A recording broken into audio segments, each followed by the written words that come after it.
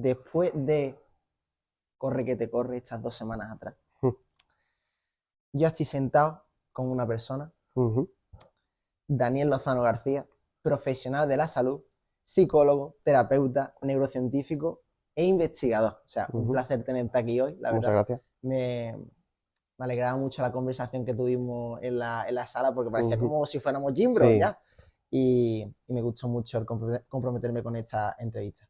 Para aquella persona que no te conozca, Dani, me gustaría pedirte un poco de presentación. ¿Quién es Daniel? ¿A qué ámbito de la psicología se dedica a día de hoy y dónde podemos encontrar? Pues mira, yo soy psicólogo sanitario, ¿vale? Para quien todo el mundo, a mí me gusta explicar la diferencia porque creo que coloquialmente no se sabe establecer lo que es una diferencia entre el clínico y el sanitario. Al final la diferencia que existe es a nivel de formación. ¿A qué me refiero? El PIR, vía PIR, clínico, es el que al final acaba haciendo las oposiciones por la parte pública. Se le destina la parte clínica. Sin embargo, cuando a lo mejor realizamos formación por la parte, por supuesto, universitaria, es cuando se habla psicólogo sanitario. La diferencia a nivel de intervención, evidentemente la diferencia es mínima, aunque bueno, tiene esto su polémica, evidentemente creo que como cualquier tema en la vida, pero digamos que a nivel de intervención no existe la diferencia. Después la parte de neurociencias, porque bueno, al menos como yo concibo la salud en general, creo que es la integración de un modelo biopsicosocial, que a lo mejor a ti te puede sonar o a lo mejor a cualquiera, porque partíamos de un modelo biomédico anteriormente que, bueno, acaba teniendo determinados déficits, carencias, y ahí es donde se incorporan nuevas ramas sanitarias a lo que es la intervención sanitaria en general con las personas. Entonces, esa es la parte, digamos, que tiene que ver con lo sanitario, la neurociencia, la parte de psicología sanitaria. Después, mi otra especialidad, aparte de sanitario de adultos, porque, bueno, creo que al final cada uno acaba eligiendo un poco el ámbito en el que te sientes cómodo. Sí. Después estaría la parte forense, que es la última formación que he realizado, lo hice por la Complutense de Madrid, y es verdad que forense suena muerto. Tú lo preguntas a cualquiera. Digo, sí, claro, yo recuerdo al dueño del local donde estoy ahora, digo, no, yo también soy forense. Y claro, en una de las consultas que tengo allí, me decía, ¿y dónde van los muertos? Digo, hombre, no. Hostia. Digo, si yo tengo que tener muertos aquí, tengo un problema. Pero al final es la intervención de cuando, por ejemplo, tenemos un accidente de tráfico, ¿no? Viene un perito tal, y perita lo que puede ser el accidente, tal, el choque, pues digamos que a nivel psicológico es lo mismo, pero relacionado con la parte de salud mental. Es un peritaje que en un momento dado hace sobre, por ejemplo, el ámbito que tiene que ver con la parte laboral, que tenga que ver con la parte penal, que tenga que ver con la parte civil, una guardia y custodia, por ejemplo, con una idoneidad parental de un padre u otro. Digamos que nuestra intervención de cara a realizar un informe que le permita al juez tener más conocimiento sobre la propia situación. Directamente, se informe al juez.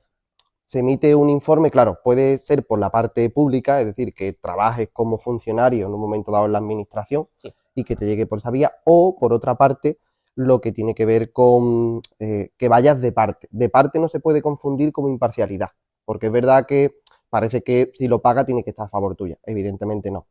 Es al menos el cribaje que acabamos poniendo a nivel profesional mi equipo forense, pero es simplemente acabar actuando diciendo, oye, de parte la persona porque no le beneficia la situación, porque a nivel público la administración no lo haya considerado, el abogado no lo haya pedido, los motivos que fueran, acaba acudiendo de parte, acaba acudiendo a profesionales que se dedican al peritaje en un momento dado psicológico y a partir de ahí emite un informe al juez para que lo pueda tener en cuenta o no. Eso ya no es decisión ni del abogado, es del juez, ¿vale? Y aparte de todas estas cosas, también el apartado de forense. El apartado de forense, efectivamente. Ahí es donde me llega la vinculación con la parte de investigación. Es decir, ¿por qué? Yo creo que desde tercero de carrera llevo colaborando con un grupo de investigación. ¿Más o menos? Yo divido mi vida, creo que en cursos académicos, es algo que yo creo que cualquiera que hemos estudiado, al final lo tenemos como muy dividido de esta manera, pero estoy hablando segundo, tercero de carrera, más o menos 21. Vale. Yo soy de diciembre, quizá 20. Pero más o menos desde ahí. Ahora mismo tengo 26. Entonces, digamos que desde ahí porque es promoción de la salud y la seguridad. Y entre una de nuestras ramas está la parte forense. Al final, dice tú, ¿cómo resume forense? Evaluación psicológica pura y dura. Solo realizas una evaluación la intervención se basa en una evaluación y a partir de ahí emites un informe. Eso es curioso. ¿Vale? Desde Sí. la propia valoración. Desde la propia, es una evaluación, es una valoración que hace y a partir de la valoración que emplea test psicométrico en un momento dado con índice de fiabilidad, de validez, etcétera, etcétera, junto con, por otra parte, lo que es la entrevista clínica. Por supuesto, creo que lo nutritivo y que al final todo el mundo acaba recomendando es que la parte clínica con la forense converjan. ¿Por qué? Porque se complementan la una a la otra. Es decir, si yo en la evaluación estoy hablando de consecuencias psicológicas derivadas de tal, de lo que fuera, yo estoy trabajando ahí, aunque sea de forense, pero hay una parte clínica que está afectando. Entonces, digamos que son dos áreas que se acaban complementando bastante bien, la una con la otra. Proporciona feedback, por así decirlo.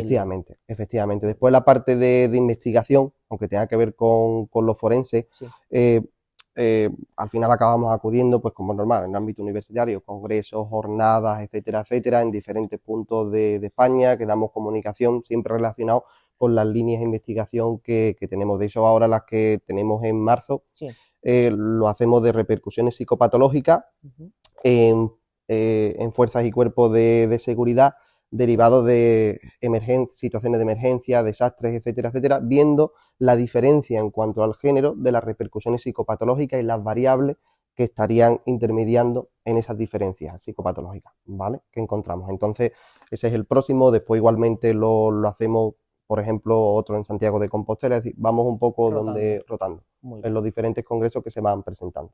En el caso de que la persona que esté viendo el vídeo te quiera conocer en persona o tener tu propio asesoramiento, ¿dónde podemos encontrarte? Pues mira, yo estoy en la barriada de Jadramí, donde está la misma avenida de Cádiz Valle, va el Casete un poco para que la gente al menos Lebrija, número 29. Número 29, efectivamente. Después, ¿por qué me acabé iniciando? Pues mira, yo terminé en un momento dado mis estudios.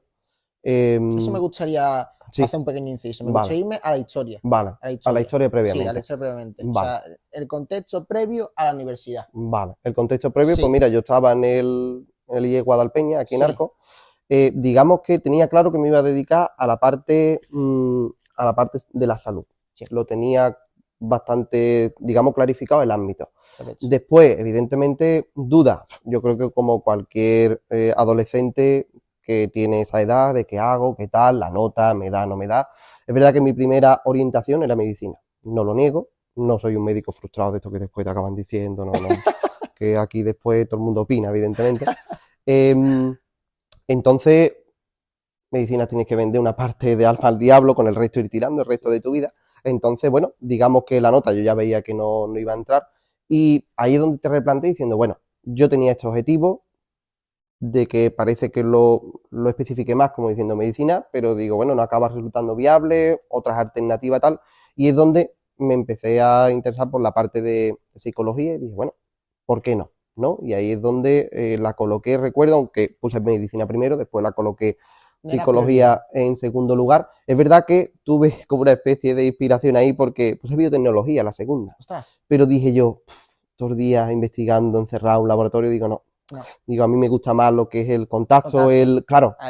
Entonces dije, mira, digo, esto creo que no. Y lo quité yo creo que 10 minutos antes que cerrara. Lo quité a lo 8, hubiera entrado. A lo mejor, pero fue al límite. Y dije, no me veo. Y claro, lo estuve y digo, no. Digo, yo esto lo quito. Entonces ya acabé dejando psicología y entré en Sevilla. Muy bien. ¿Tenías alguna referencia o influencia? No, en mi familia al menos no. En principio fue algo de, me gustaría medicina, tal, este ámbito, y a última hora como que... Y a última hora lo cambio. Es verdad que no veía con mal ojo, evidentemente, la parte de psicología, pero al menos referencia de alguien que me hubiera comentado, de alguien... Yo creo que no. Creo que el mayor contacto que tuve, al menos hasta ese momento, fue un orientador que en una guardia de lo típico que te falta un profe, acaba acudiendo y acabas cogiendo conversación bien, tal, y me acabó explicando un poquillo y digo, oye, pues está bien, es verdad que lo hizo desde una parte de la psicología educativa, que es otra rama, pero bueno, no me disgustó en un momento dado lo que me dijo y digo, bueno, pues tiro por ahí, a ver cómo me va. ¿De especialidad y otras formaciones qué realizaste? Posgrado. Posgrado, claro, posgrado... A ver, no lo quiero convertir en la típica charla pedante, pero tengo 4 másteres después que haya realizado de investigador continuo y bueno, ahora evidentemente con mi trabajo. De hecho, estoy haciendo ahora un experto en violencia sexual. ¿vale? Violencia sexual en mujeres derivada de conflictos armados y situaciones de conflicto y demás, por la Universidad Internacional de Andalucía. Buah. Mm. ¿Y otros máster que has comentado? Yo de los otros, de neurociencia, de terapia de tercera generación, por otra parte el de psicología general sanitaria, porque tú terminas el grado en Sí. psicología y no puedes ejercer hasta que no has hecho, a ver, no puedes ejercer en el ámbito clínico, Correcto. en otro sí, Sí. pero De vamos, forma digamos, como así. claro, digamos que el cribado es bastante, yo creo que es una advertencia que le lanzaría a cualquier persona que diga, estudio psicología pero me gusta la rama clínica. O sea, esa es buena, ¿eh? Mm, Planteamiento bueno, ¿eh? sí, a ver, es jodido porque evidentemente, mira, sale de promoción, yo calculo, creo, el otro día con mi compañera que es psicóloga infantil allí en la clínica, tenía Sí. la ola y mirábamos a ver quién conocía, quién tal, Sí. y digo, cuenta montaña tal cuánto éramos en mi promoción en aquel momento, y eran 280 y pico, creo. Claro, tú calculas y tú dices 260 y pico en Andalucía al menos, yo hablo de Andalucía, contamos con todas y cada una de las provincias con el grado en psicología. Entonces, hombre, yo entiendo que a lo mejor Sevilla, Granada, acaban promocionando más gente, ¿no? Pero claro, calcula más o menos de media 200 en todas y cada una de las provincias, hablamos de bastante gente, la que salen cada año.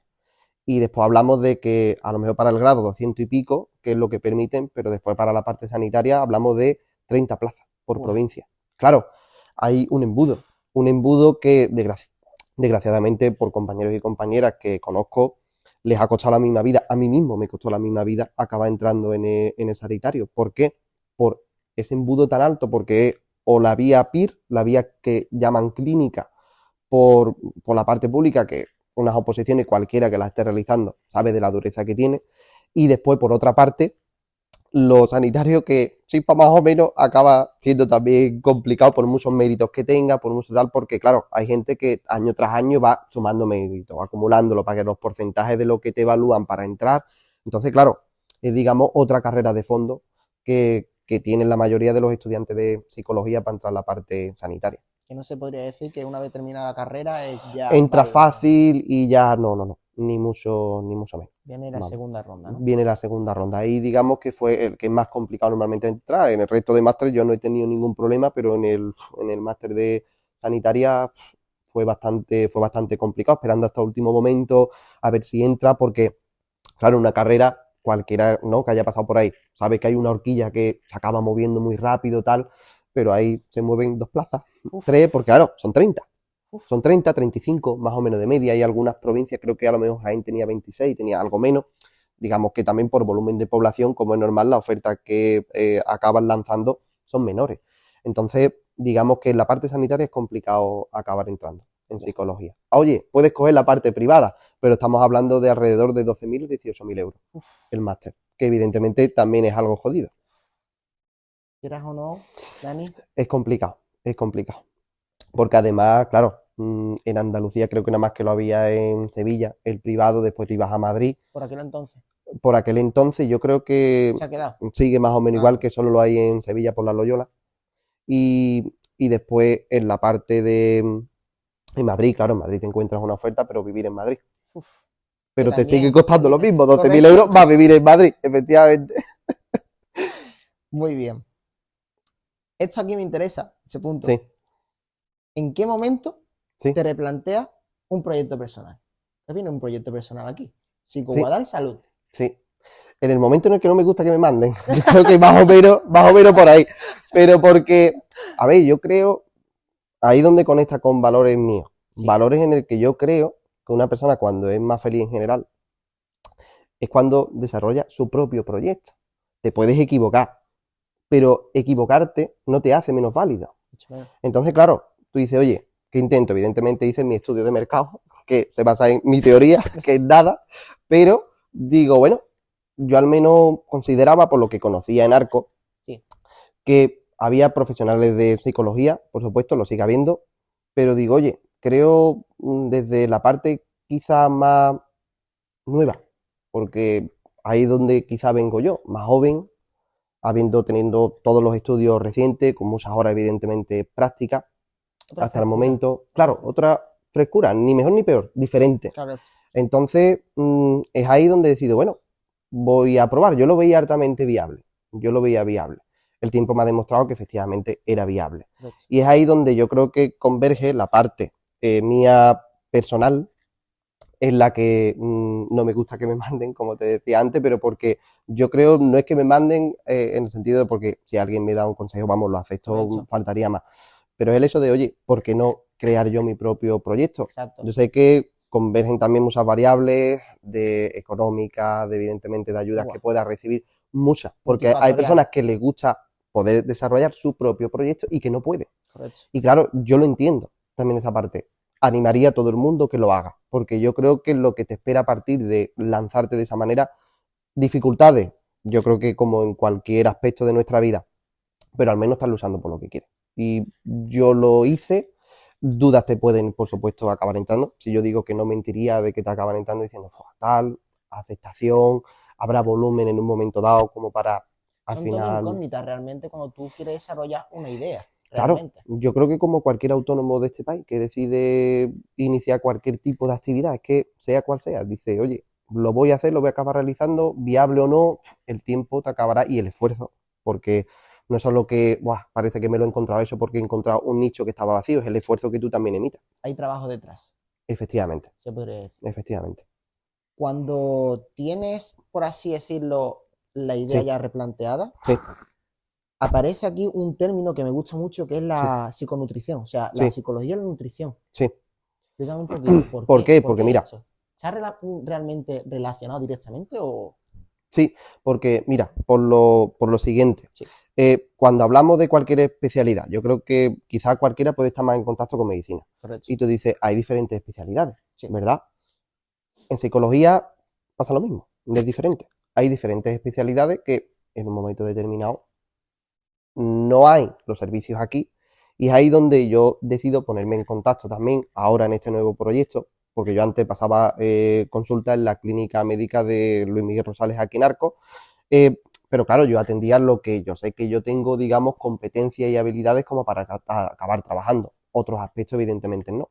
Entonces ahora sí que puedo acabar contactando con profesionales que conozco como para que vengan de estas especialidades, y es ahí donde entra una de ellas, que es la parte de psiconutrición. Ahí donde, digamos que también surge mi interés, porque cuando estaba realizando el máster de sanitaria en Albacete, tuve la oportunidad, por una de las profes del máster, de estar en el hospital durante bastante tiempo. Entonces, ahí yo estaba en la unidad de trastorno de la conducta alimentaria. A ver, estaba de práctica. La verdad que yo agradezco porque siempre he acabado teniendo tutores y tutoras que te dan la oportunidad de esto de, para ti, ¿no? De estas veces que te puedes acojonar, hablando claro, dices, hostia, que me ha dejado toda la responsabilidad a mí. Pero yo creo que es lo bueno, ¿no? Cuando tú vas de práctica y dices, yo lo que quiero es probar. Si yo voy a estar nada más mirando, puedo estar el primer día, la primera semana, bien.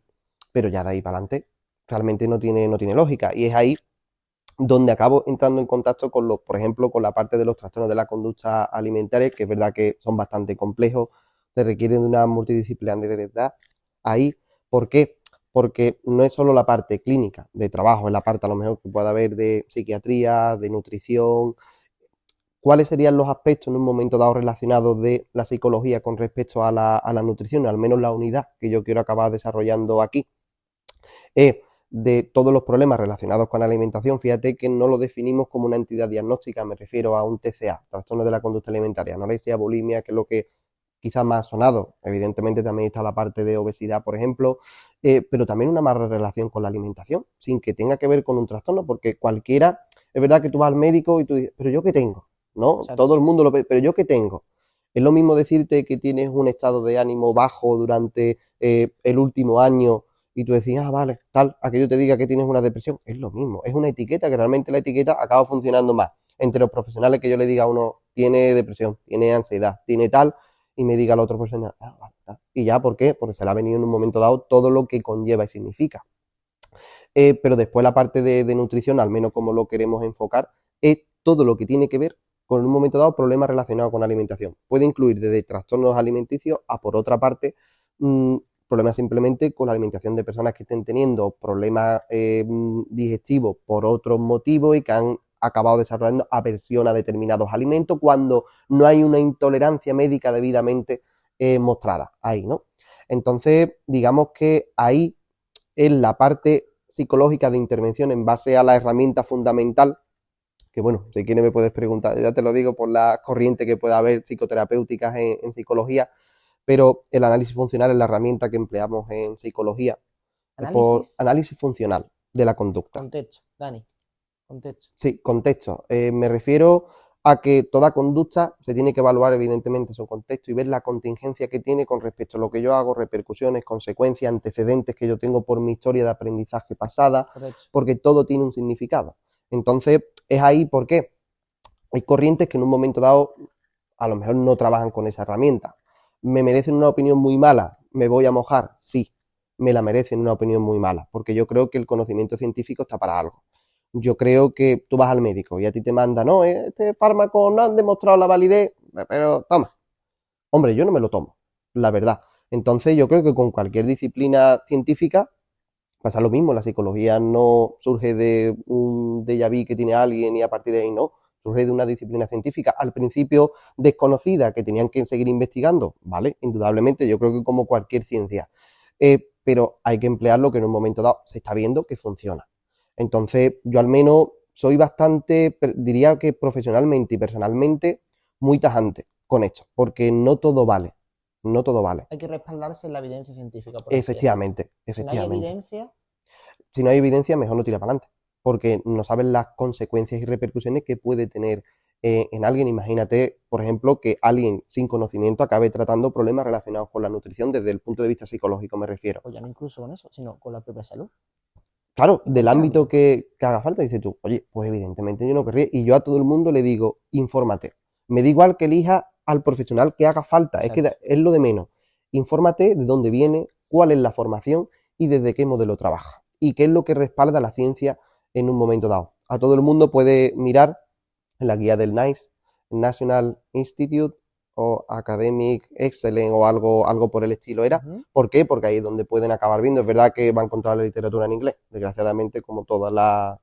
Digo desgraciadamente porque creo que hay muy buenos profesionales aquí que no dan valor por en un momento dado, bueno, otros tipos de asuntos, pero que al menos lo investigue, que al menos sepa. De eso en mi página web lo pongo. Y pongo artículos científicos debido a la evidencia científica de tal, debido a la científica de otra tal. De ¿por qué? Para que al menos yo creo que el conocimiento es bastante importante y que no se engañe a la persona cuando acude a un servicio. Yo al menos lo tengo como muy... Creo que es lo justo, lo honesto por parte de cualquier profesional. Yo al menos lo voy a realizar de esta forma y ya otro que lo haga como quiera, pero yo de esta manera. Y es verdad que me voy por la rama, ya te lo decía, pero la parte de psiconutrición, cuando hemos hablado de análisis funcional, sí, al final ahí lo va a acabar desarrollando otra compañera, porque creo que es más diestra. Yo he tenido el contacto por ahí, por el hospital, pero es verdad que mi especialidad la acabo desarrollando por lo que es la parte más general clínica de ansiedad, depresión, que digamos la general sanitario, que es lo que se conoce ahí en esa formación, y después por la parte forense. Quiero que al menos todas las unidades que yo vaya a tener de intervención a nivel de salud mental estén las personas más especializadas en eso. Que hay veces que no hay una formación reglada. ¿Qué quiero decir? Hay veces que no hay un máster de psiconutrición específicamente. Lo hay de trastorno de la conducta alimentaria. Y fíjate que yo antes decía, problemas de la alimentación tal, queda mucho por seguir recorriendo en lo que tiene que ver con la salud mental, en especial de psicología por ahí, pero al menos es una persona que está más en contacto con todo eso, tiene más herramientas, va a tener más conocimiento a nivel, por ejemplo, de la afectación que pueda tener determinados problemas alimentarios con la parte psicológica, tal. Es que lo va a tener mucho más directo y claro que yo, que voy a tener que dedicar mucho más tiempo en lo que es la información, saberlo trasladar, saberlo plasmar en el análisis funcional, en fin. Contrastar muchos tipos de informaciones también, ¿no? Efectivamente, que es el trabajo que yo digo que está entre bambalinas, porque a lo mejor tú dices, yo acudo a mi consulta de psicología, es que después está lo que hay detrás. Lo que hay detrás o al menos el método de trabajo que cada uno tenga.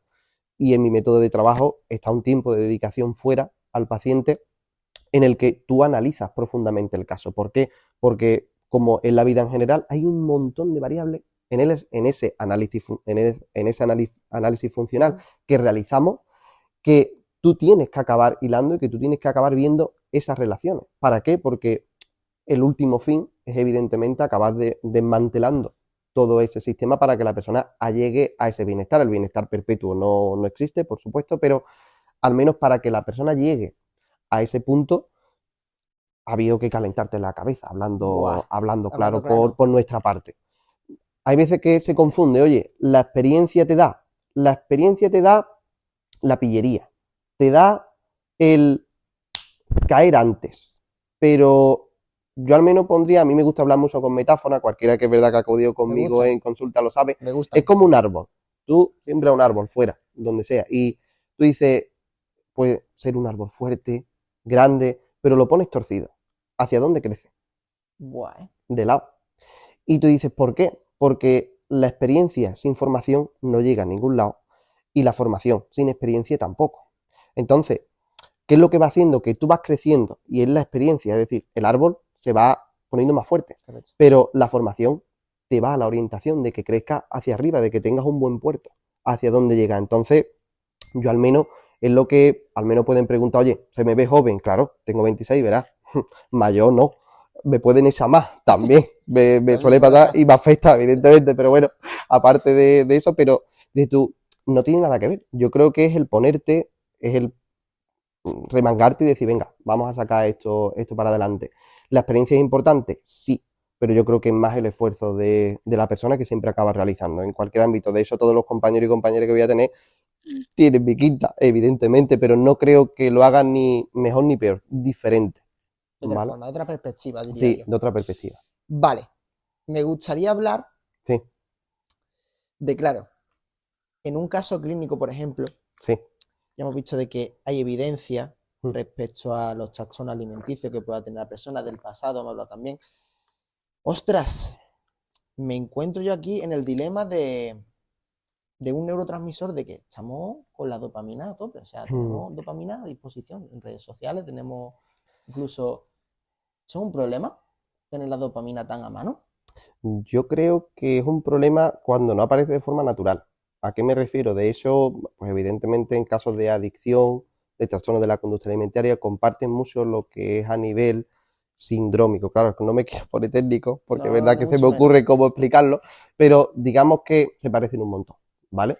¿En qué se parecen? Pues evidentemente lo que es el acceso a lo que yo necesito en el momento, ya, ahora.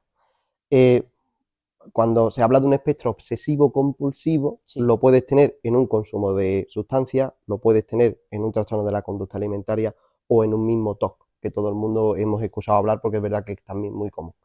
Entonces, claro, en cualquiera de ellos tienes el espectro obsesivo compulsivo, que es donde la conducta pasa en el cerebro, pero claro, no ponerme técnico ahora es claro, complicado, de es la parte impulsiva a la compulsiva, porque evidentemente a través de la plasticidad neuronal ¿Mm? pasa desde un área más ventral hacia un área más dorsal, y dices tú, bueno, al final mecanismos neuronales que evidentemente no están ahí, pero claro, ¿qué es lo que media? No es que el cerebro de pronto diga, oye, me voy a poner ahora, me voy a cambiar de ventral a dorsal. No, No, es porque el comportamiento va generando la plasticidad. Por eso se habla de que dices, oye, cualquiera nos hemos visto aprendiendo a conducir. Al principio cagado a todos lados. claro. Tú vas, voy a aparcar. Ahora voy a aparcar, no. De lado no voy a aparcar porque estamos tres. Voy a buscar uno que yo llegue, ¡pah!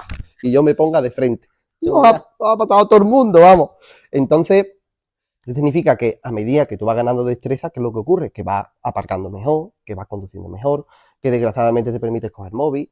Vamos Totalmente. Ya uno se dividiendo la relaja, atención, fisiológicamente se relaja. efectivamente, y ya, digamos, va haciendo otros comportamientos. Correcto. Claro, a nivel de diario, por los problemas que la persona acaba teniendo, Sí. desarrolla también esa variabilidad de conducta, que es la que crea la plasticidad neuronal, porque evidentemente cuando antes hablaba de ese modelo biopsicosocial, Sí. estamos hablando de precisamente esto, la variable que tú me explicas de neurotransmisor y demás, hay que tenerla en cuenta, pero ¿es causa única y exclusiva? No, es el comportamiento el que crea la plasticidad neuronal, que zonas donde en un momento determinado más están relacionados, amígdala, procesamiento emocional, hipocampo, memoria, áreas frontales, lo que es la inhibición de los impulsos, de que quiero esto, bla, y me controle. Claro, dices tú, bueno, ¿por qué me explica todo esto y cómo converge por ejemplo, un trastorno de la conducta alimentaria o cualquier otro tipo de problema de salud?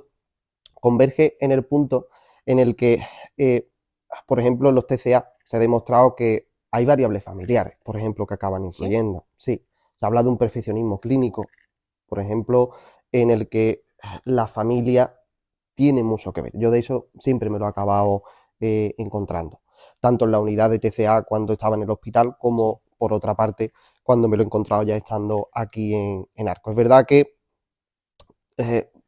casos clínicos hay, cada caso es diferente, no tiene nada que ver uno con lo otro, porque desde una depresión que hay una violencia y resolviendo la violencia, por ejemplo, que puede haber de fondo violencia familiar, violencia de pareja, tal, es cómo consigue desarticular el trastorno depresivo que la persona pueda tener en un momento dado es por la parte laboral, porque la persona es víctima de mobbing, por ejemplo, o es decir, lo que causa en un momento dado la entidad nosológica que llamamos, es decir, lo que es el trastorno, lo que es lo que llamamos depresión, ansiedad, tal, sí.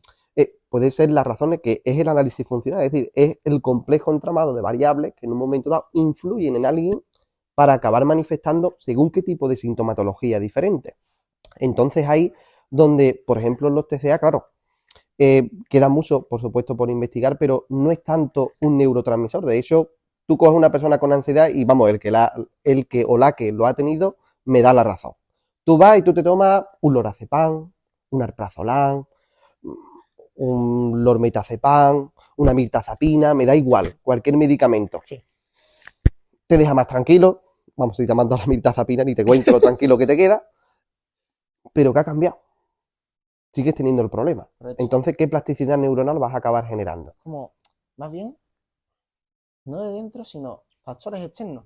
Factores externos que crean la plasticidad neuronal y a partir de ahí, claro, la persona tiene un comportamiento muy marcado. Correcto. Yo digo, tú dices, toda persona, y además algo que siempre explico en todas las consultas, porque la persona tiene que tener una orientación de, con perdón, la psicología, ¿qué coño es? ¿No? Y tú dices, ¿qué? Somos los científicos del comportamiento, cambiando la manera en la que yo hago las cosas en general, sí, y la manera en la que las realizo me va a mí a acabar modificando en un momento dado lo que es la sintomatología que yo acabo expresando. Puede ser más fácil o menos. Personas que se pueden recuperar en 3 o 4 consultas, oye, pues, alegar, ¿no? Y otras que en 15. Vale, lo importante es el objetivo, es acabar llegando y que la persona diga, oye, lo voy consiguiendo. Claro, ahí te encuentras la convergencia entre. Yo al menos siempre seré partidario, quien me conoce sabe mi opinión, de que la medicación hay que irla quitando. Lo usaré contra en un momento dado intereses farmacéuticos, pues mira, pues también, pero como todo, tengo una opinión, quien esté de acuerdo bien y quien no, que se mire si lo hace mirando por la salud o por otro tipo de intereses. Al menos solo lo dejaría por ahí. Entonces, claro, ¿cuál es la parte? Claro que hay una conexión entre, por ejemplo, un TCA porque comienza en un momento dado por variables psicológicas y después va migrando a que la persona tiene una repercusión en la salud real.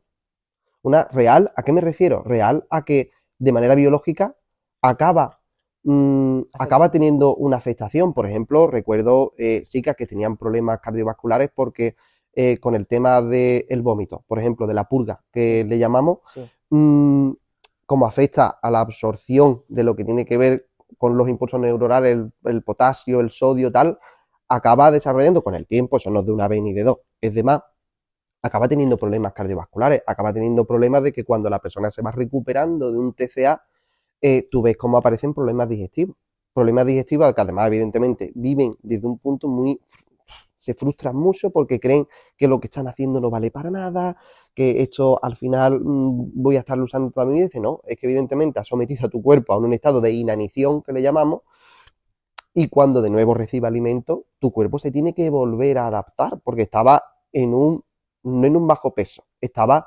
muriéndote, porque la palabra es te estabas muriendo. Hostia. Y claro, evidentemente, en esa falta de alimentación hace que cuando antes te hablaba del espectro obsesivo-compulsivo, lo que es la parte obsesiva aumente. Porque claro, hay muchas veces que desde fuera los familiares no comprenden. Y dice, hay que ver, se lo digo 60 veces. Y sigue igual, ya, pero es que tú estás hablando de una persona que no lo ve. Porque determinadas patologías crean una distorsión de la realidad. ¿No son conscientes realmente? Efectivamente. Es decir, saben que pueden tener un problema, pero no lo ves para tanto. De eso es algo y... Lo normalizan. Claro, lo normalizan y es algo que... ¿Cómo impacta la cultura? Y ahí me puedes hacer más preguntas. Impacta de la siguiente manera. Yo me acuerdo... ¿Con cultura te refieres al entorno? Sí, Vale. ¿cómo impacta la cultura? La cultura. Sobre todo la cultura respecto al cuerpo. Yo recuerdo cuando fui a la unidad de TCA el primer día, ¿eh? Sí. Era una terapia de grupo. Seríamos más o menos de que fueran pacientes, creo que 14, 15, más o menos. Vale. Junto con, estaba la enfermera, estaba la educadora social, estaba también mi tutora, que era psicóloga clínica, ella sí, porque estaba en un hospital y había pasado por oposición. Sí. Y estaba yo, que estaba realizando el máster. Entonces, claro, hubo algo que me impactó mucho. Yo estaba allí y yo empezaba a verlas a ellas. Y te puedes creer que la mitad les vi el cuerpo normal. Y yo miraba y yo digo, no están tan delgadas como yo me imaginaba. ¿Por qué? Porque ahí es donde podemos hablar de patrones del cuerpo en general, de lo que Sí. se considera belleza y de cómo ha ido cambiando, etcétera, Correcto. etcétera. Y claro, yo me quedaba y yo decía, no veo por la calle y no intuiría jamás que tiene un problema. Pero no porque yo no lo vea. Porque claro, si yo teniendo conocimiento y tal, me cuesta trabajo verlo, es porque se está normalizando tener determinados cuerpos que acaban produciendo, por ejemplo, amenorrea, que no tiene la regla, tal y cual. Entonces, dices, acaba teniendo unas repercusiones de determinados cuerpos que los tenemos normalizados como que el típico comentario a nivel social es como, hostia, qué bien te veo. Y claro, pues tú, a quien no le gusta que le digan un buen comentario, pues tú vas aprendiendo de que parece que eso es lo que precisamente hay que llegar como estándar vendido en un momento dado, a nivel de medios, a nivel de redes sociales, lo que sea, pero a mí al menos me acabó impactando bastante. Y yo decía, no las veo tan delgadas, es decir, no hubiera intuido un problema. De hecho, lo he comentado varias veces con amigos, con amigas, y, y claro, desde fuera, porque es verdad que estos amigos, amigas, a lo mejor no eran psicólogos, pero yo al menos fue algo que me llamó la atención, que me impactó, evidentemente. Cuando lo analizas clínicamente te das cuenta que tiene un problema del copón, no hay duda. Pero Pero no, es curioso cómo la percepción de esa persona ha cambiado sí, sí. respecto a las demás. Claro, tú piensas de por qué en un TCA, en un trastorno de la conducta alimentaria, afecta a 1 de cada 10 hombres y a 9 de cada 10 mujeres. Porque hay una variable cultural que no se puede acabar negando, que algo estamos haciendo mal como sociedad. De hecho, porque ahora suben los índices de todo lo que tiene que ver con salud mental. Yo recuerdo, llegué a mi casa el otro día, me dice mi padre, me he acordado de ti, he visto una noticia y ha dicho no sé cuántas millones de personas, o me dijo de que 3 de cada 10 en España tenía depresión tal, y le dije, y lo que no aparece, que lo mismo en vez de 3 son 5, que en vez de, ¿por qué? Porque cuántas personas no sufren la estigmatización de acabar acudiendo a cualquier servicio de salud mental. Pues evidentemente bastante. Entonces, claro, son tantas variables sociales, culturales, que convergen ahí en lo que es la manifestación de una patología, de una psicopatología, que lo hace todavía más complejo el proceso de cualquier persona, la recuperación. Profundo, ¿eh? Y denso, ¿eh? Sí, Parece que no, para estar pero... 4 horas aquí. Parece que no, pero Sí. son como un esquema, por así decirlo, un mapa conceptual que converge en Mm, lo que dice en una conducta o lo que se puede claro. ver a simple vista. Claro, Pero que realmente, neurotransmisores y demás hay, que tiene que haber, y yo es algo que a todo el mundo le digo, el trabajo en la salud tiene que ser multidisciplinar. ¿Por qué? Porque hay variables que yo ni controlo ni quiero controlar, que van a ser las que tienen que ver con, por ejemplo, el médico, ¿no? De cabecera o el psiquiatra, la psiquiatra. sí, ¿Por qué? Porque, perdón, es verdad que a veces podemos acabar encontrando determinada psicopatología que dice tú, oye, tiene un trastorno bipolar, por ejemplo, sí. requiere medicación, no hay duda. Entonces yo puedo acabar que la persona maneje mejor lo que pueden ser los cambios de humor, los cambios del estado de ánimo, pero va a necesitar medicación. Entonces es como ni se va a solucionar con la psicología, ni tampoco con otra rama. El trabajo multidisciplinario yo creo que afortunadamente es algo que todo el mundo en general está aprendiendo y yo me alegra que hayan aprendido ese concepto de multidisciplina. ¿Está correcto, porque la has enlazado con la pregunta que te Sí. quería hacer justamente al final? ¿Está correcto la prescripción de medicamentos anti...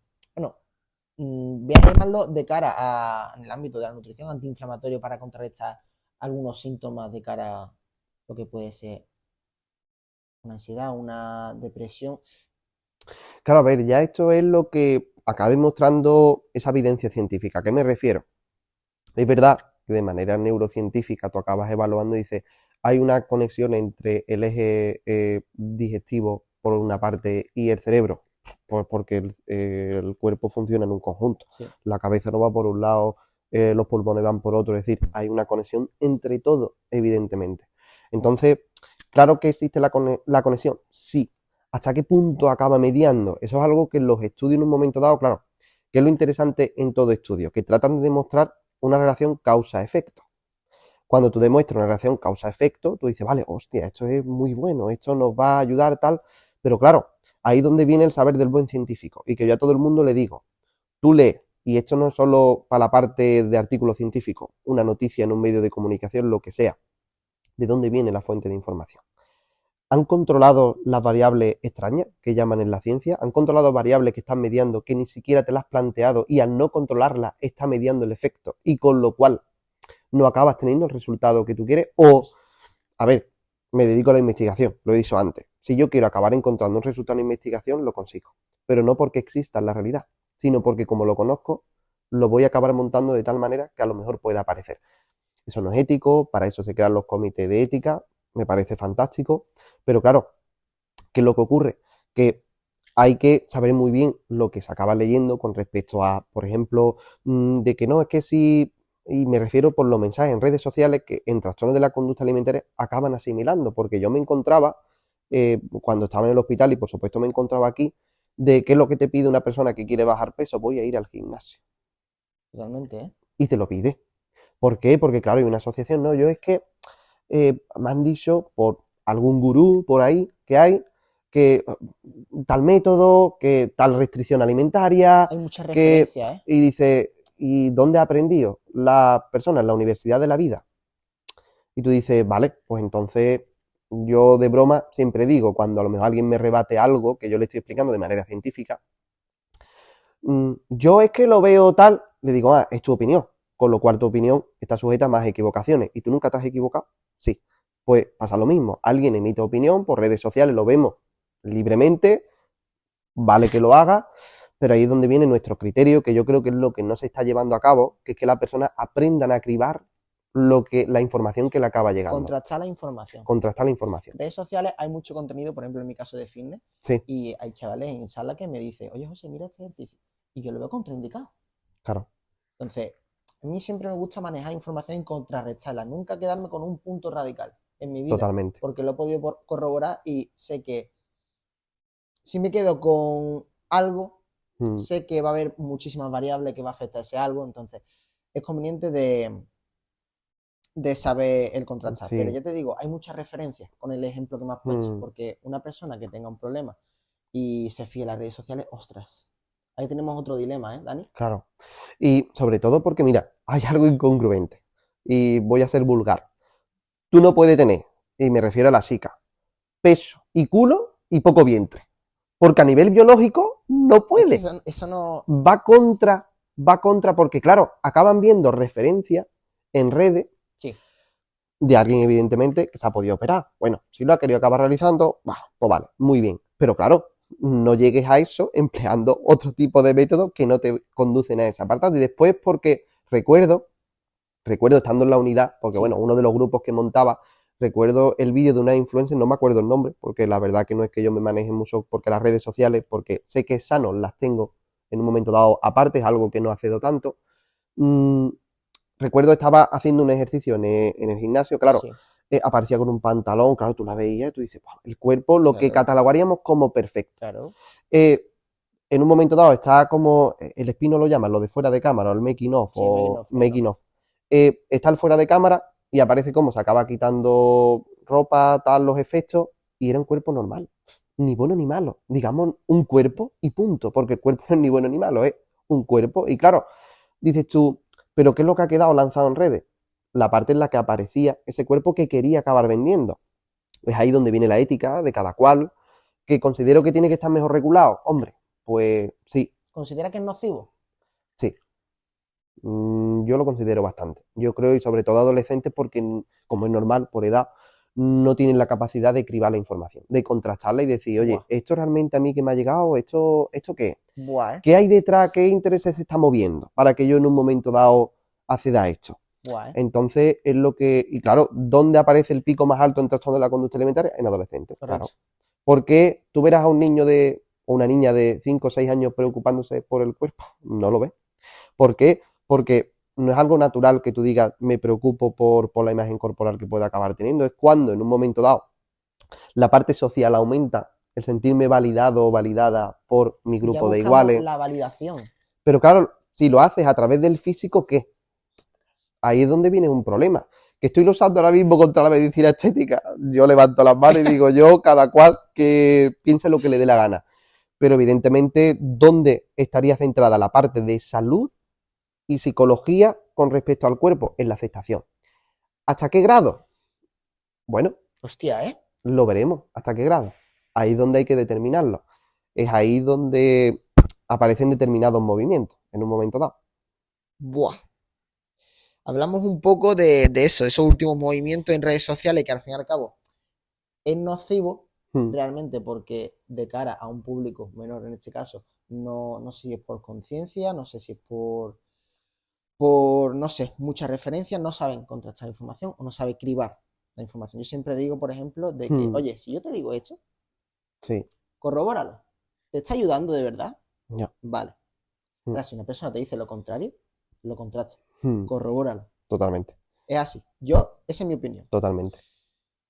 En tu caso, Sí. ¿se aplica un principio de individualidad o valoración esquematizada en cada persona o es súper individualizada? Tú empleas la herramienta general, que es lo que te decía del análisis funcional. Sí, Puedes emplear determinados test psicológicos que sean iguales. sí, Es decir, si quieres evaluar la personalidad, ¿por qué? Porque, por ejemplo, viene una persona con ansiedad y yo digo, sí. vale, ¿cuál es el grado de mejora? Le paso un test de Ya personalidad. partes de eso. Claro, y tú dices, uff, ¿por qué? Porque en la personalidad está el grado de neuroticismo, que suena fatal. Yo a ti te digo, eres neurótico, tú dices, ¿cuánto me queda? ¿Eso qué ¿Me es, queda Dani? cuánto? ¿Un mes, ¿Eso dos? qué es? La ansiedad como rasgo de la personalidad. ¿Por qué? Porque es más difícilmente modificable. Es decir, hablamos de manera técnica, una desviación típica que no es más que el margen que acabas teniendo. Sí. Es ahí donde dices tú, claro, si yo me encuentro eso, digo, ya sé que la persona es propensa a que en el futuro pueda llegar a tener recaídas, porque tú puedes trabajar con creencias disfuncionales, con sesgo de pensamiento, distorsiones de la realidad, vale. Pero ese rasgo de personalidad, la interpretación de, en general, situaciones, eventos, relaciones, desde un punto de vista de amenaza, de tensión, a ti te lleva a generar pensamientos en un momento dado acorde a tu estado fisiológico, porque yo lo siento de esta manera. Entonces, claro, evidentemente ahí dices tú, es algo que sabe que la persona va a tener que emitir un mayor esfuerzo. La evaluación es algo fundamental. Yo cuando suelo pasar test psicométrico, a no ser que sea algo muy puntual, situación que yo diga por el ojo clínico no es necesario nada más, pero cuando lo paso es porque sé que hay una infinidad de variables que me van a acabar dando tanto mi entrevista clínica como los test, que yo voy a hacer la formulación clínica. La formulación clínica, yo lo digo, es el mapa que yo tengo de ti en mi cabeza. El mapa que yo diga Sí. tal variable, tal de esto, y además yo lo explico, yo lo expongo. Creo o trato de ser lo más transparente posible. Yo te pongo tu formulación clínica, te digo, esto te ha venido por esto, esto te ha venido por tal, esto te ha venido por cual, y para la solución es esto, tal cual, ¿no? Es como diciendo, vale, yo tengo un mapa.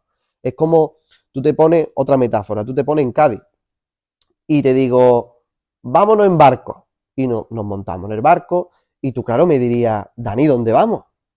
Yo digo, nos vamos en el barco. La probabilidad de perdernos, alta, A ver, claro. muy alta. Si yo te digo, vamos a tal, podemos trazar un rumbo. Pues en la parte aquí con un tratamiento es lo mismo. Trazamos un rumbo, trazamos unos objetivos que surgen más cuando la persona en un momento dado ve que funciona, se va motivando, claro, se plantea más y se van incorporando.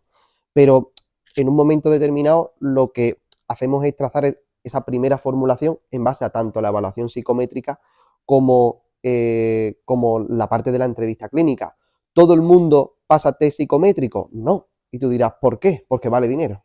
Y la vida, evidentemente, se acaba desgraciadamente calculando por eso. Un test psicométrico cualquiera te puede costar de 300 a 400. Sí. Y por cada uso te van cobrando. Si yo te paso a ti uno, a mí me cobran 4 o 5 euros aparte de lo que yo ya me he gastado. Entonces, claro, si te paso 2 o 3, yo ya tengo una serie de gastos, por ejemplo, con respecto a eso. Que con eso no me quiero meter con el modelo o no de otros compañeros y compañeras, pero si tú quieres ser exhaustivo, si tú quieres ser específico como un cirujano que opere y dice tal, tengo un problema o tengo que operar el riñón. Claro, pero el riñón es un órgano, ¿qué parte? ¿No? Pues aquí pasa lo mismo, es como, vale, aquí concretamente donde yo tengo que acabar yendo.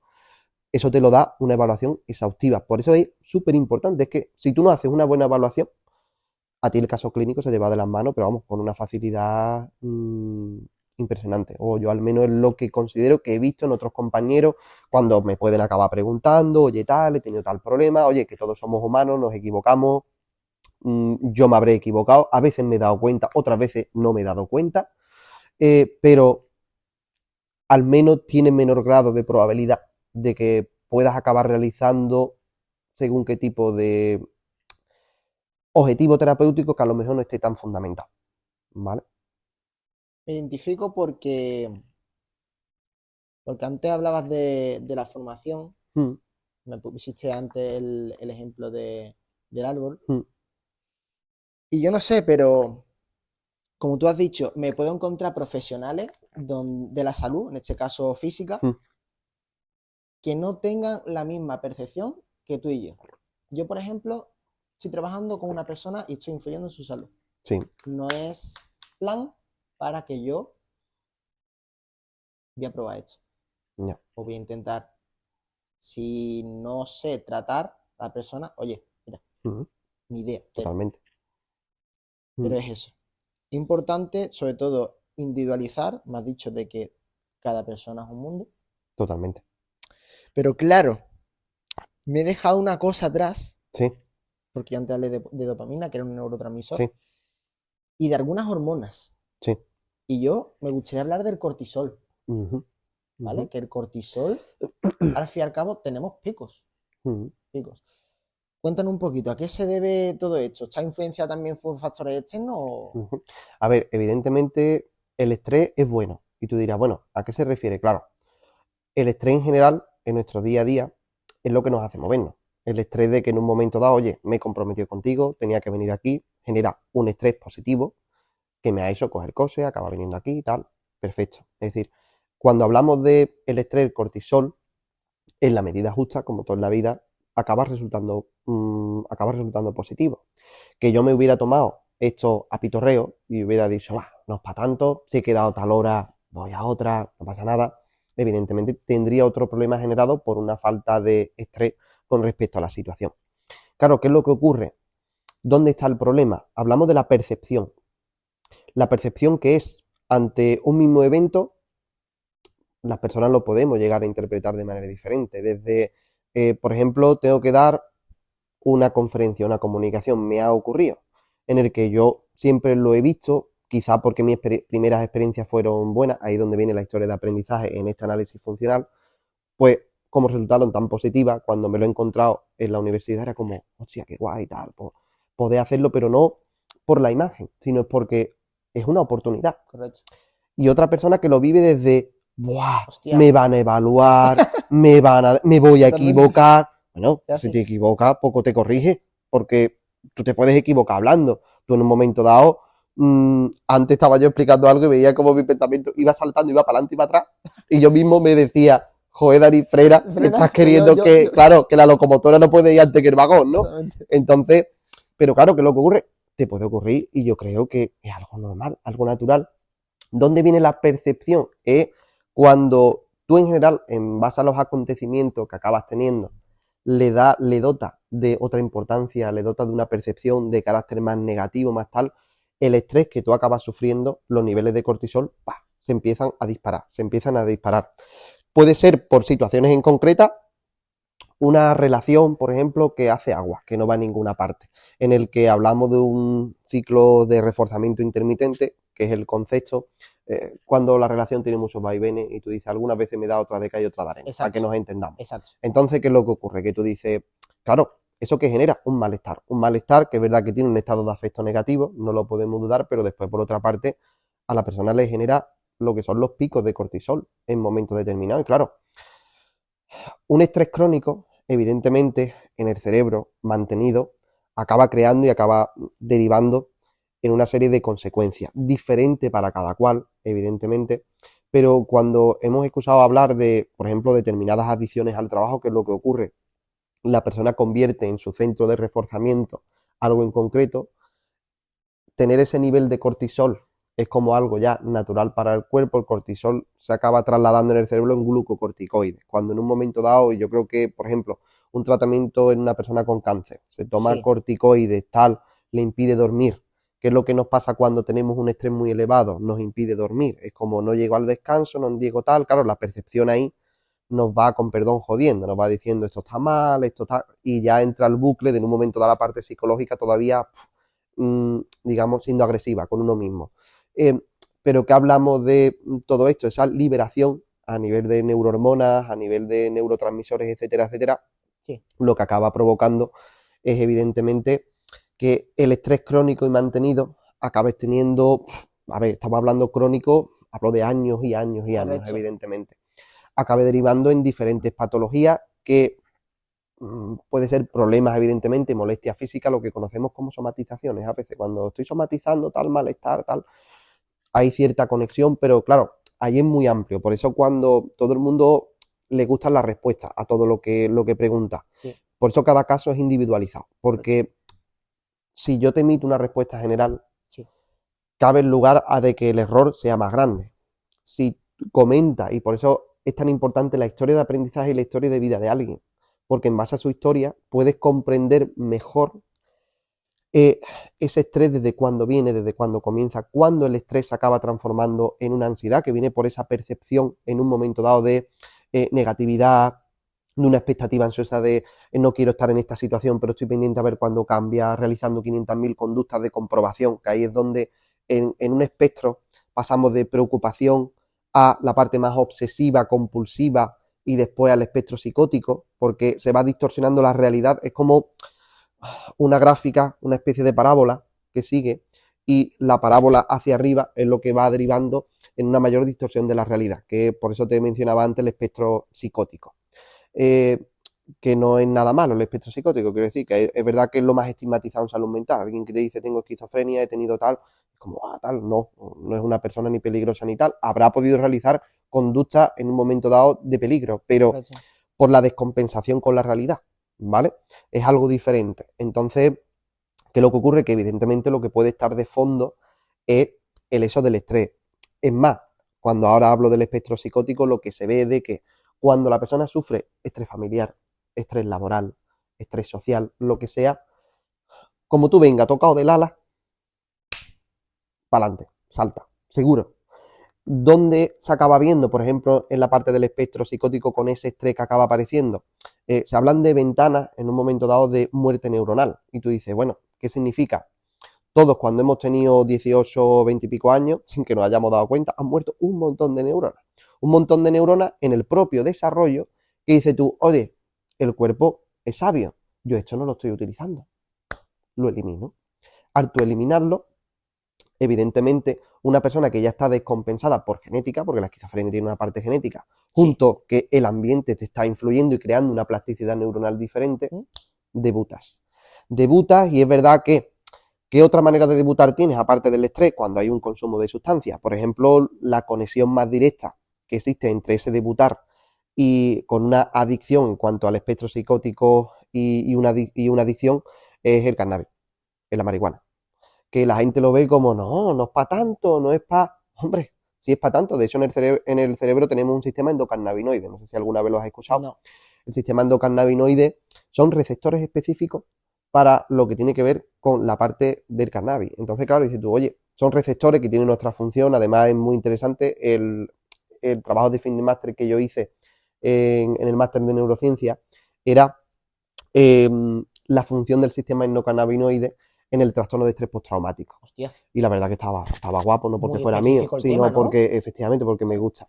Entonces, ¿qué es lo que ocurre? Que dices tú, hay una relación directa en lo que es la consolidación del evento traumático, en lo de que es la descompensación con la realidad, en lo que es la distorsión de la percepción, que en un momento dado la persona de lo que está viendo está interpretando. Claro, variables que fíjate que te decía, algo que influye en el estrés, la percepción. Si en un momento dado me está influyendo la droga, ¿qué tal? En las percepciones y tal, empiezo a crear delirio, distorsiones de la realidad. Es algo que evidentemente estamos hablando de algo muy serio. La gente lo banaliza, no sé muy bien por qué, pero lo banaliza. Pero yo creo que es algo muy, muy serio. Situaciones externas. Yo leí hace poco, Sí. gracias a Borja Vilaseca, me encanta leer sobre él, y también sobre el eneagrama, que me encanta. Todo es neutral, por lo visto. Todo es neutral. Pero claro, aquí ya no somos monjes, no estamos. Evidentemente es normal de que a mí me afecten ciertas cosas. Realmente. ¿Cómo una persona puede gestionar ciertos acontecimientos que son neutrales al fin y al cabo, pero son negativos?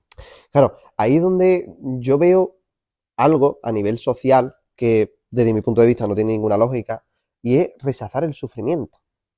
Porque tú imagínate que yo estoy en una sala, tú y yo estamos me da igual el número de personas que ponga, pero pon algo exagerado, 10.000, 20.000, 15.000, y yo dijera que levante la mano, que nunca nadie ha sufrido. Nadie la levantaría, porque por alguna razón u otra, todo el mundo la ha levantado. Claro, ¿dónde converge? Que también esto es una parte filosófica, pero es porque con eso que tú decías antes de la dopamina, del placer inmediato, del quererlo ahora, Sí. lo que sea, que los adolescentes más acuciantes y que tiene que ver, por ejemplo, con adicción al juego, es el hedonismo, es decir, esa corriente filosófica del placer inmediato, del vive el aquí, vive el ahora, oye, que está bien, tampoco te vas a andar preocupando por lo que... ¿Un poco efecto placebo? No, es No, diferente, vale, es diferente. vale. Pero, ¿por qué? Porque mira, estoy haciendo como la convergencia con lo que es la construcción social y la cultura de determinados aspectos con por qué a unas personas nos afectan otras cosas tal, hacia dónde vamos y por qué la sociedad experimenta cada vez más sufrimiento. Exacto. Y es porque la tolerancia a la frustración está siendo cada vez más alta, pero porque nos frustramos menos. Es decir, porque solemos tener a nuestro alcance la mayoría de las cosas que no podemos acabar proponiendo. Entonces, ese placer inmediato choca directamente con lo que es la parte de la cultura del esfuerzo, de lo que evidentemente para tú tener lo que sea hoy en día, alguien que acaba teniendo hoy un coche, una casa, una familia, joder, la lleva un esfuerzo, indudablemente. Entonces, ¿qué es lo que ocurre? Que yo creo que ahí es donde se observa la diferencia entre quizás generaciones anteriores, generaciones actuales, de por qué no existe una comunicación tan fluida, tan directa entre los padres, que parece que están muy desconectados con los adolescentes, con sus niños, igualmente lo notan, y es porque como a nivel cultural estamos en un momento en el que están habiendo tantos cambios, cuesta gestionar todas estas situaciones. Y claro, ¿dónde llevas a la parte del sufrimiento en sí? El que dice tú, oye, yo creo que ese hedonismo que decía se está instalando en no puedo sufrir. Y tú dices, no, tienes que hacerlo. Es decir, porque es algo natural. Que tú percibas el sufrimiento como algo no natural, como algo, dices tú, no. Tú puedes decir, tú puedes aprender a gestionar el malestar de otra manera, que es lo que tú me preguntabas. Exacto. Pero no puede existir lo quiero gestionar de otra manera no sufriendo. Evitando, No. ¿no? Claro, evitando. De hecho, yo suelo hacer un símil de que la evitación es como el cáncer. Como hagas mucha evitación, el problema se acaba extendiendo. Nosotros podemos estar aquí y puede haber alguien con una pistola en una de las esquinas de esta sala y nos ponemos una venda en los ojos y yo te diría, José, ¿no lo ves? Y tú, no lo veo. Ya, pero está ahí. Pero está ahí, ¿eh? Entonces, claro, ¿qué es lo que ocurre? Que en un momento dado, con esta gestión del malestar, con el sufrimiento pasa lo mismo. No queremos, y dice, no, es que hay veces que tenemos que contactar con el sufrimiento porque las emociones también nos dan respuesta en un momento dado de lo que realmente sentimos, de qué significa esa emoción, que es algo que yo a todo el mundo le acabo insistiendo, qué significa. No puedes andar evitando lo que significa porque si, por ejemplo, una situación de duelo de un familiar, ¿vale? Que ha fallecido. Sí. Si tú acabas evitando contactar con la tristeza, con el momento dado el recuerdo del familiar, de que estés en familia, a mí no me hablé y tal, me acabo yendo hacia afuera, estoy evitando de que yo para superar el duelo, yo tengo que contactar con la tristeza. ¿Es normal el aislamiento ahí, en ese tipo de casos? El aislamiento social normalmente, yo creo que los criterios 4 o 5 de cualquier tipo de trastorno te lo acaban poniendo. ¿Por qué? Porque el aislamiento social te da lugar a de que la distorsión de la realidad que tú estás realizando, tal, Sí. te la acabes creyendo más todavía. Porque al no contrastar con otros puntos de vista, de estas veces que tú ves algo muy claro, ya ha podido venir un amigo, una amiga, te ha dicho tal, o un familiar, y te has quedado tú así, como loco, y Sí. lo que me ha dicho, tal, y Sí. yo que lo tenía claro, Exacto. y genera ese malestar, pero claro, realmente genera un malestar y lo mismo te replantea mucho mejor la situación, o no, dice que ve Claro. lo que me has dicho, Exacto, bueno, ya hay exacto. cada uno, pero te ha hecho replanteártelo. El aislamiento social lo que acaba provocando es una pérdida en el reforzamiento de algo natural que yo creo que acompaña a los seres humanos en general, que somos seres sociales, que seguro que no es la primera vez que lo acabas escuchando. Ahí es donde conecta directamente, que es mucho más fuerte, con la ansiedad y la depresión. Es decir, porque una ansiedad cuando presenta características agorafóbicas, la persona acaba evitando salir fuera y tal, entonces pierde el contacto social, o una depresión, me quedo en casa, estoy con la tristeza, tal cual. Evidentemente también hay un aislamiento social que repercute en muchas más variables, pero que también lo puedes acabar encontrando.